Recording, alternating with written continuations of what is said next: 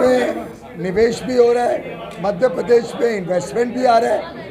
मैं स्वयं बता सकता हूँ कि जब हमने टेक्सटाइल की PLI स्कीम निकाली, सबसे अधिक निवेश मध्य प्रदेश के लिए आया। आज मध्य प्रदेश की जो औद्योगिक नीतियाँ हैं वो इन्वेस्टर फ्रेंडली है। IT सेक्टर हो, टेक्सटाइल सेक्टर हो, फर्नीचर सेक्टर हो, टॉय सेक्टर हो, ये सब बड़े रूप में मध्य प्रदेश में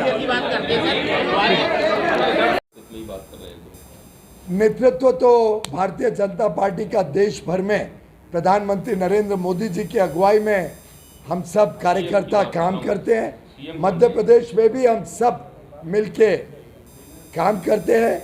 मैं भी एक कार्यकर्ता हूँ, शिवराज जी भी एक कार्यकर्ता है, प्रधानमंत्री नरेंद्र मोदी जी भी कार्यकर्ता हैं। हम सब मिलके प्रदेश का और देश का भविष्य संवारने में लगे हुए हैं, जुटे हुए हैं। इलेक्शन की तैयारी पार्टी और सरकार ने कहां तक कर ली है? क्या संसद के सत्र में लाया जाएगा? अभी एक व्हिप भी जारी कर दिया गया है। व्हिप तो जारी किया गया और हम सब सदन में रहेंगे पूरे वक्त। सर बताइए तैयारी क्या पूर्व राष्ट्रपति जी श्री कोविंद जी के, रामनाथ कोविंद जी के अध्यक्षता में जो कमेटी का गठन किया है, वो कमेटी अब अलग अलग विचारों को लेके जब कमेटी की रिपोर्ट आएगी तब उसके ऊपर आगे विचार किया जाएगा। आपका क्या सोचना है इसको? आपका सोचना क्या है? वन इलेक्शन जब सूचना का समय आएगा तो आपको सूचना दे दी जाएगी। आपका क्या सोचना है? सोचना, अच्छा मुझे लगा आप सूचना पूछें। देखिए, ये एक विचार कई वर्षों से कई नेताओं ने, अलग अलग पार्टी के नेताओं ने ये विचार रखा है।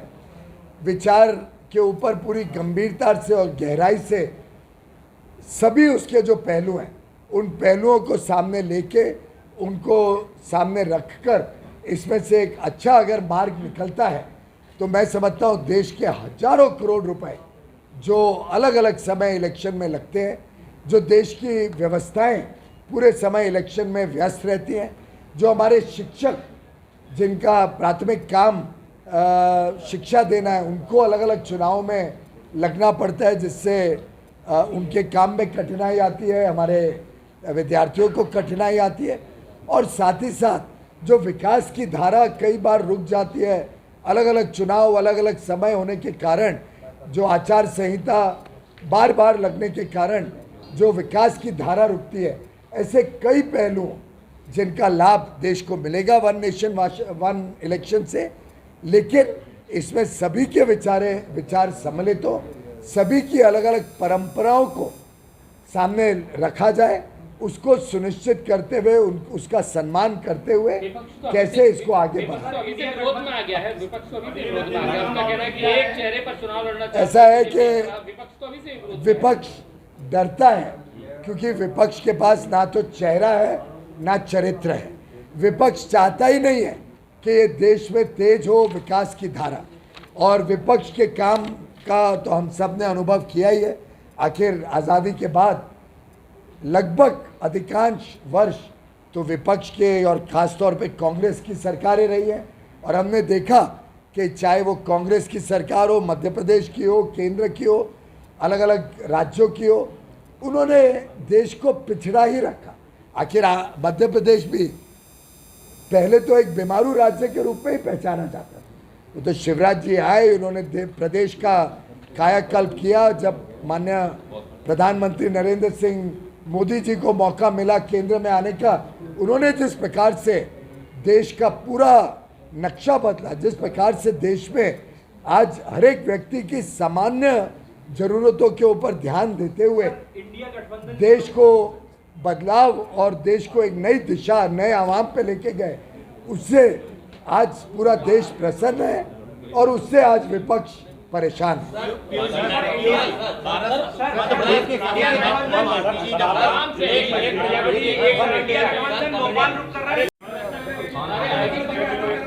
अपने कार्यकर्ता के लिए बाहर हो जाए। पत्रकार मित्रों, आज हिंदी दिवस पर आप सबको मैं बहुत बहुत शुभकामनाएं देता हूं। जन आशीर्वाद यात्रा के माध्यम से मध्य प्रदेश के लोगों के साथ फिर एक बार हम सबको जुड़ने का मौका मिल रहा है। लगभग पूरे मध्य प्रदेश में एक उत्साह, एक विकास का प्रभाव और प्रधानमंत्री नरेंद्र मोदी जी और मुख्यमंत्री शिवराज सिंह चौहान जी के प्रति जो लोगों का स्नेह है, जो उनका पूरा विश्वास गत 2 दशकों की सेवा, सुशासन और गरीब कल्याण की योजनाओं से मध्य प्रदेश की जनता ने भारतीय जनता पार्टी को सेवा करने का मौका दिया, उसके लिए मैं मध्य प्रदेश के सभी लोगों का धन्यवाद करता हूँ।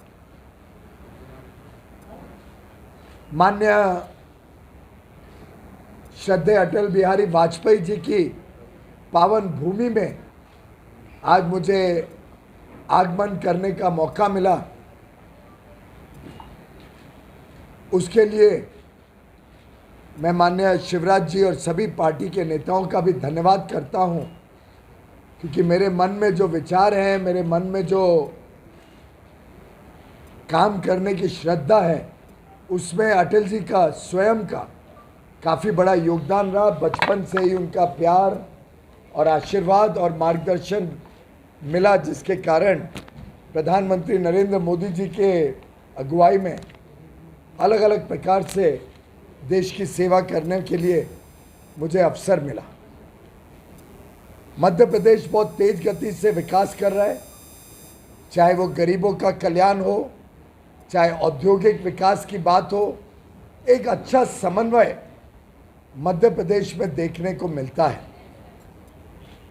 गरीबों को लगातार अलग अलग योजनाओं से सुविधाएं पहुंचाना, रोज़मर्रा की जो समस्याएं रहती हैं, फिर चाहे वो रोटी कपड़ा मकान हो, शिक्षा हो, स्वास्थ्य हो, जिसके लिए दशकों से हमारे भाई बहन आतुर रहते थे, उसको पूरा करने का काम हो, चाहे हमारे किसान भाई बहनों को अच्छा उचित दाम मिले, अच्छा उनका भविष्य उज्जवल हो, हमारे युवा युवतियों को अच्छी शिक्षा मिले, कौशल विकास हो, नए काम के अवसर मिले, रोजगार के अवसर मिले, एक समुचित सोच, होलिस्टिक डेवलपमेंट प्रधानमंत्री नरेंद्र मोदी जी और मुख्यमंत्री शिवराज सिंह चौहान जी ने मिलकर मध्य प्रदेश में काम किया है।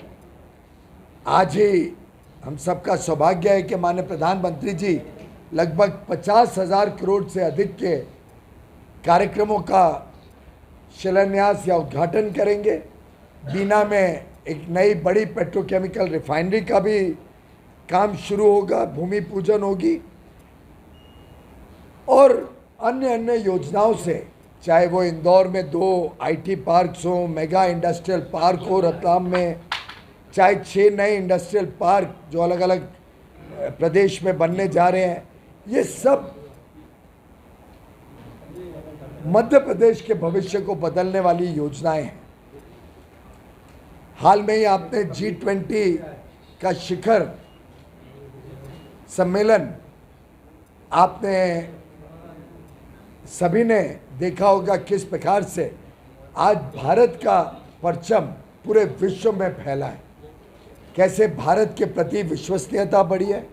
भारत को पूरा विश्व आज एक मित्र के रूप में देखता है। जो लोकप्रियता माननीय प्रधानमंत्री जी की आज पूरे देश में लगातार 9 वर्षों से नई ऊंचाइयों पर है, वैसे ही आज पूरा विश्व प्रधानमंत्री नरेंद्र मोदी जी के नेतृत्व को विश्व की समस्याओं का समाधान करने के लिए भी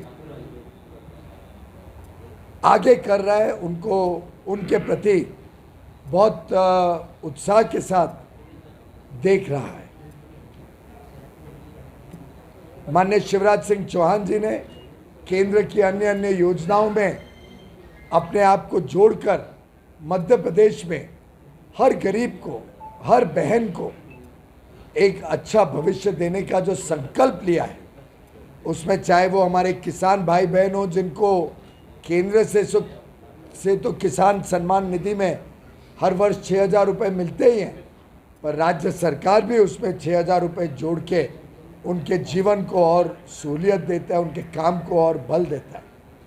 इसी प्रकार से हमारी लाडली बहनों के लिए जो योजनाएं माननीय शिवराज सिंह जी ने लागू की हैं, उसमें अब बढ़कर 3,000 रुपये, अभी 1,250 रुपये 10 अक्टूबर से हमारी लाडली बहनों को मिलेंगे। अभी नहीं हुए 3,000, नहीं 1,250 रुपये चुनाव तक होंगे 1,500 या 1,500। हमने जो योजना बनाई है उसके तहत हमारे जो उज्ज्वला के लाभार्थी हैं और या जो लाडली बहनों के नाम पे गैस सिलेंडर कनेक्शन है, उनको भी 450 रुपये में गैस का सिलेंडर मिले, उसको भी माननीय शिवराज सिंह चौहान जी ने सुनिश्चित किया है।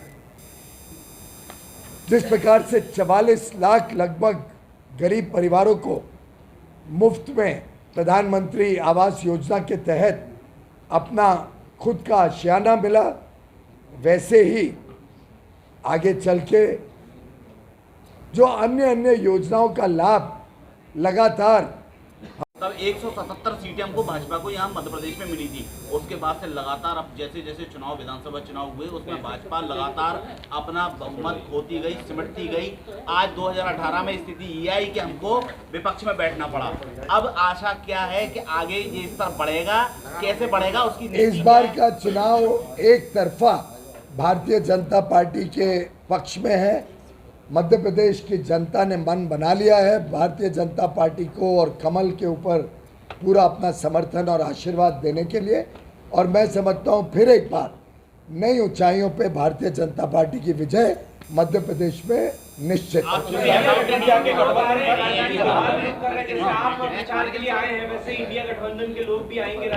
वैसे गठबंधन तो इंडी गठबंधन है ना, इंडी गठबंधन है। आप इंडिया भी बोलते हैं और फिर अलायंस भी ऐड करते हैं, ये तो इंडी अलायंस है ना। तो इंडी अलायंस के लोग जरूर प्रचार करें, और हमें तो सबको ताज्जुब हो रहा है कि यहाँ चुनाव चल रहे हैं, यहाँ लोग चुनाव में सब व्यस्त हैं, चुनाव का माहौल है, और उनके जो युवराज नेता हैं वो तो विदेश में बैठे हैं, वो तो एक आध कार्यक्रम दिन में करते हैं, वो भी 2 दिन पहले तक कर रहे थे, आजकल तो पता ही नहीं कहाँ है, लापता है। तो मुझे लगता है इस गठबंधन की तो जो हालत है वो आपने कल देखा, ये तो यूपीए से भी ज्यादा गड़बड़ है। रेवड़ियां बांटने वाला मामला रहता है, तो रेवड़ियां बांटने का है क्या? आप जो लाडली बहना और ये मुझे लगता है शिवराज जी ने हमारे महिलाओं को, हमारी बहनों को सम्मान दिया है, उनका सशक्तिकरण के ऊपर अपना पूरा जोर लगाया, और मैं बधाई दूंगा शिवराज जी को कि उन्होंने हमारी लगातार, शिवराज जी 20 वर्ष से हमारी माता बहनें बहुएं बेटियों के लिए लगातार काम करते रहे, और उस काम की वजह से आज वो मामा के रूप में हो या भाई के रूप में आज हमारी बहनों के दिल में बसे।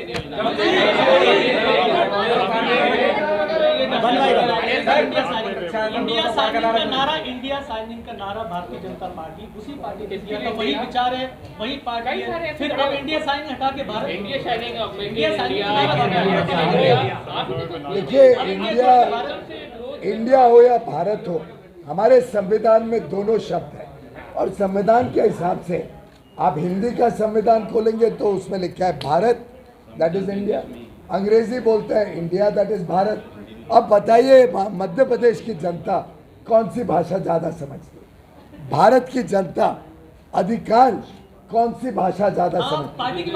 वो भारत समझती है, भारत इस्तेमाल कर रहे हैं, हमें कोई आपत्ति नहीं, हमें किसी को कोई आपत्ति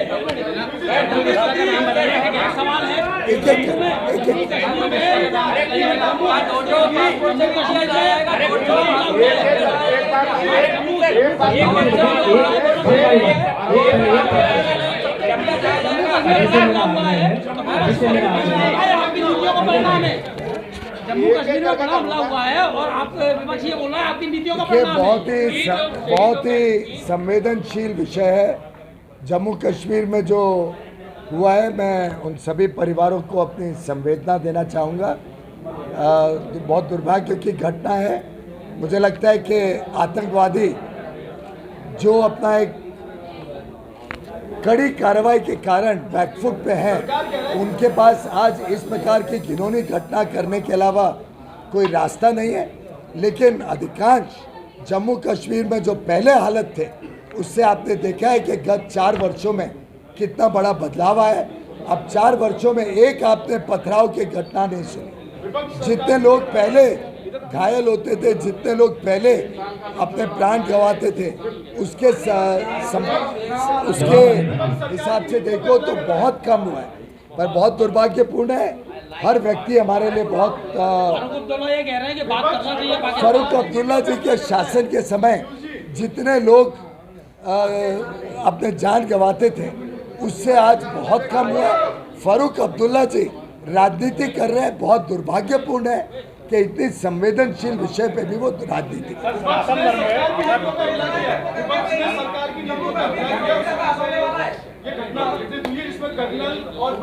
मैंने अभी कहा कि बहुत दुर्भाग्यपूर्ण है कि विपक्ष अपने खुद के कार्यकाल को नहीं देख रही है कि क्या हालत थे और उससे कितना सुधार हुआ है।